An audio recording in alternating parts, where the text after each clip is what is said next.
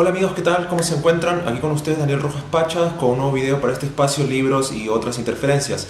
Tal como les señalé en el video anterior dedicado a la obra, ¿cierto?, de Joe Matt y Chester Brown, voy a retomar, digamos, la continuidad y la frecuencia con la cual iba publicando estos videos en el canal, y en esta oportunidad quiero conversar con ustedes de la película de Danny Boyle, Trainspotting 2, continuación, ¿cierto?, de la cinta icónica basada en la obra de Irving Welsh de los años 90. Bueno, Trainspotting 2 retoma, ¿cierto?, al elenco original. Tenemos a Ewan McGregor, a Johnny Lee Miller, a Ewan Bremer, Robert Carlyle, interpretando, ¿cierto?, los personajes que, digamos, a muchos de ellos incluso los catapultaron a la fama o los hicieron bastante conocidos a nivel internacional, ¿cierto? Eran, digamos, Trainspotting 1 dio pie a las carreras de estos actores, a muchos de ellos, y también nos permitió, digamos, conocer el talento de Danny Boyle, que luego lo veríamos en otras cintas como Contagio y muchas películas más, ¿cierto? Un gran talento del cine británico. Bueno, como dije, esto está basado en la obra de Irving Welsh, de este escritor también, digamos, británico. Sin embargo, no voy a referirme a los libros de Irving Welsh, ya que estos personajes, digamos, se desarrollan a lo largo de distintas obras, ¿cierto? Obras que tienen otra continuidad, abordan y profundizan más en los personajes. Y bueno, Trainspotting es simplemente la adaptación de una de estas novelas. Pero me voy a centrar por eso solamente, digamos, en el universo cinematográfico llevado, digamos, a nosotros a través del trabajo de Danny Boyle. Bueno, primero que todo señalar que fue complejo acceder a la cinta. Sé que está pirateada, la pueden acceder ahí a través de torrents, se puede descargar. Sin embargo, esta no llegó a la cartelera en México. No sé cómo habrá sido en el resto de países de Latinoamérica. La película se estrenó ya hace unos meses a nivel internacional.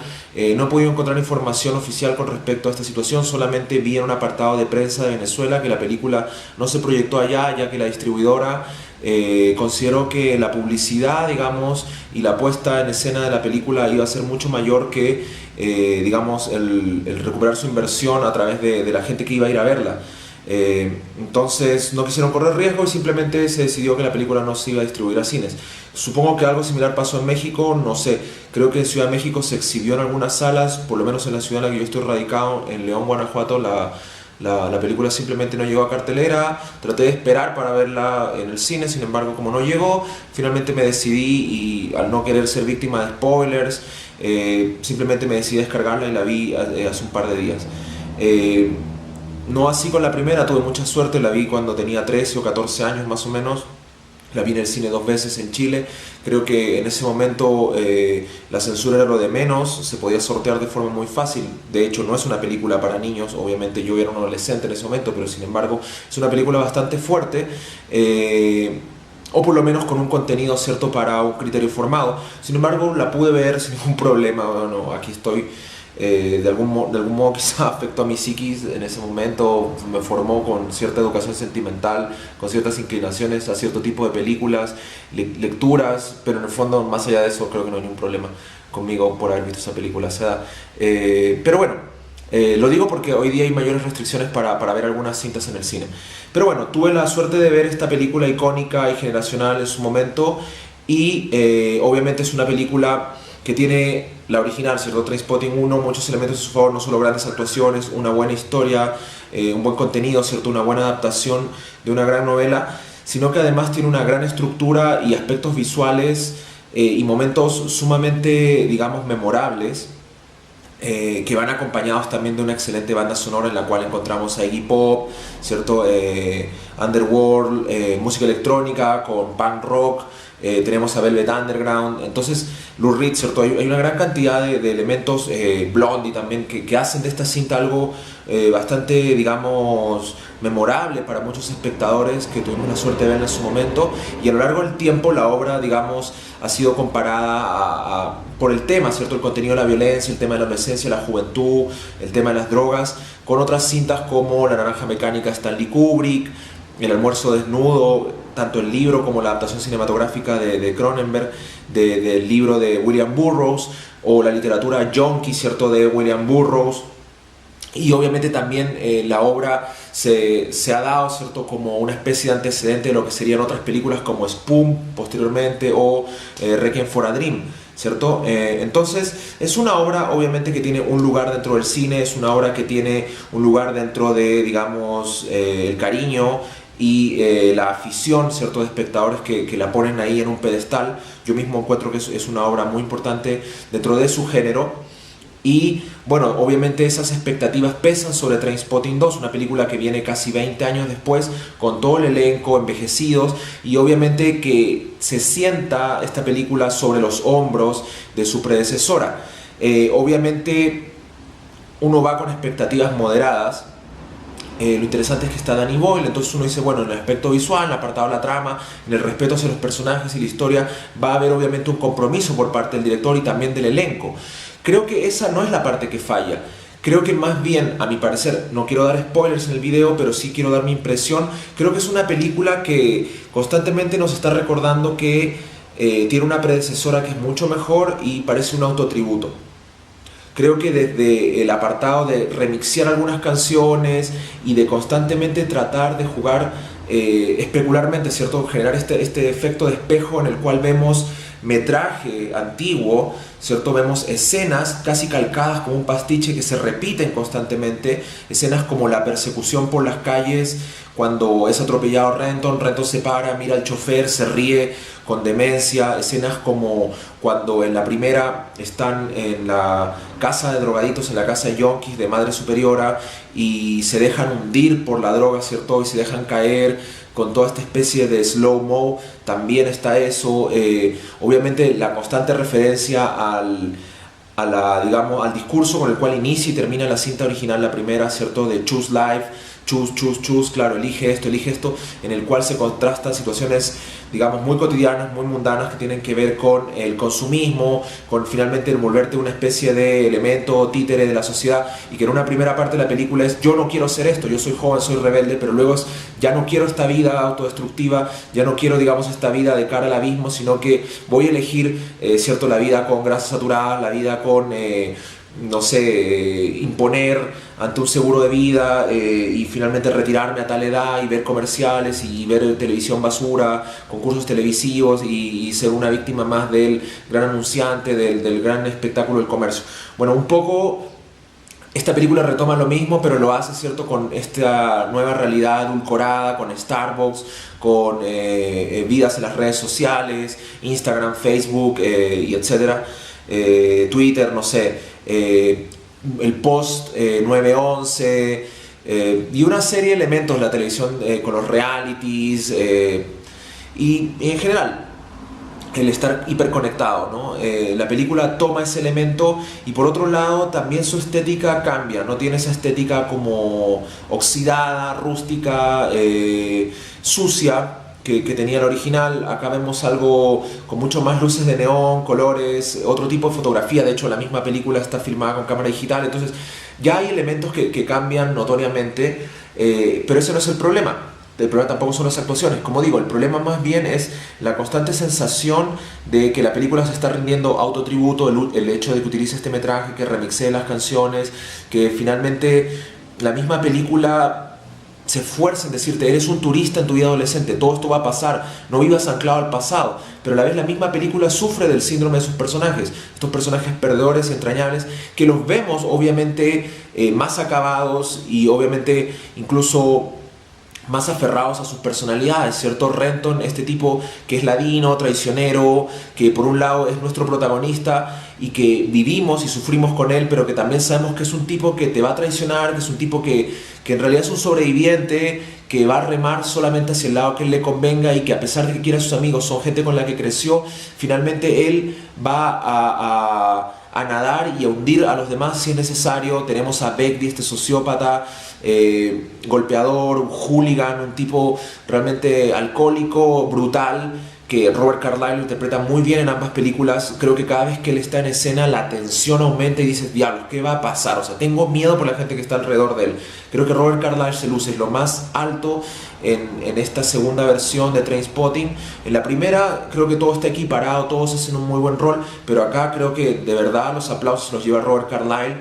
Luego Spud, que es este idiota entrañable, un tipo realmente casi un desecho, ¿cierto? Que va a donde van los otros, es casi como el psychic de todos ellos, que está para el comic relief, para el elemento cómico, pero que acá en la segunda creo que también tiene un peso más interesante que el que puede tener en la primera.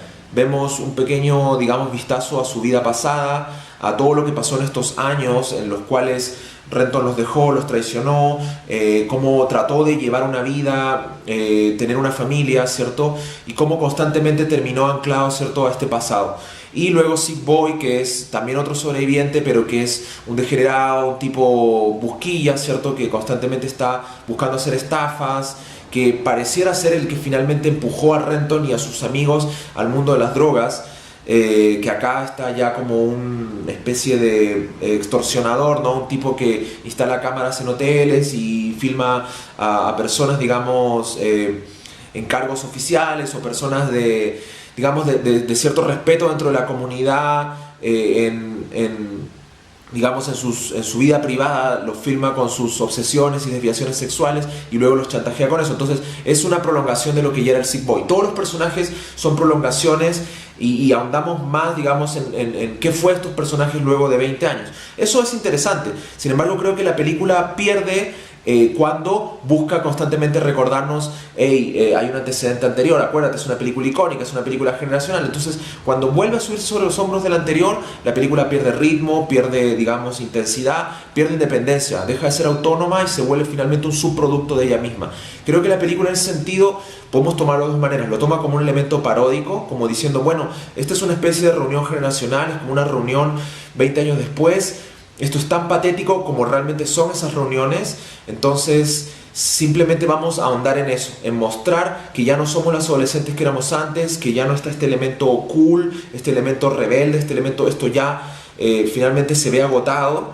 Entonces creo que si la vemos así, la película es interesante desde un punto de vista metatextual, en que se analiza a sí misma, ¿cierto? Que la película misma se muerde la cola, la misma película se autofagocita y finalmente dice, bueno, este es un subproducto, o sea, te estamos vendiendo un subproducto, lo que la película constantemente criticaba, ahora te lo estamos presentando. Pero creo que no es la intención. Entonces finalmente la película empieza a sufrir el mismo síndrome que los personajes de la ficción. Empieza a sentir este síndrome de agotamiento, cansino, de degradación, de finalmente una vida que ya de aquí adelante lo único que queda es el abismo, la caída, la degradación hasta la muerte. Y con el deterioro constante, el mismo Renton lo dice en la película, ¿cierto? Me quedan 30 años de vida, me quedan 30 años de vida, ¿qué voy a hacer con eso? Debí haber muerto joven, debí haber muerto como Tommy, ¿cierto? Este personaje que ellos arrastran en la primera y que de hecho en una escena en la película, ¿cierto?, aparecen recordándolo, nuevamente mostrando escenas que rememoran a la primera, pero también tratando de hacer el pastiche, ¿cierto?, el cruce en espejo de la nueva con la antigua, y ves como él es un fantasma, pero es un fantasma también para probablemente la misma película como icono generacional. Creo que la película, en cierta medida, al subirse sobre los hombros de la otra, no le hace un favor, la agota, te permite a ti como espectador 20 años después hacer incluso una relectura o una reinterpretación de la primera, lo cual nunca es bueno, ¿cierto? Creo que cuando una segunda parte, una precuela o una nueva versión te hace cuestionar a la primera, no digo que la primera se vea ensombrecida, opacada y a mí en lo personal y creo que a los espectadores le vaya a generar una animadversión y no diga ahora la primera me gusta menos, no. Pero como constantemente te la está recalcando, finalmente es como decir, bueno, prefiero ver la primera, voy a desconectarme, me salgo de la sala o apago el video y ya no veo esta y me voy a ver la primera y escuchar el soundtrack de la primera porque realmente es lo que me interesa.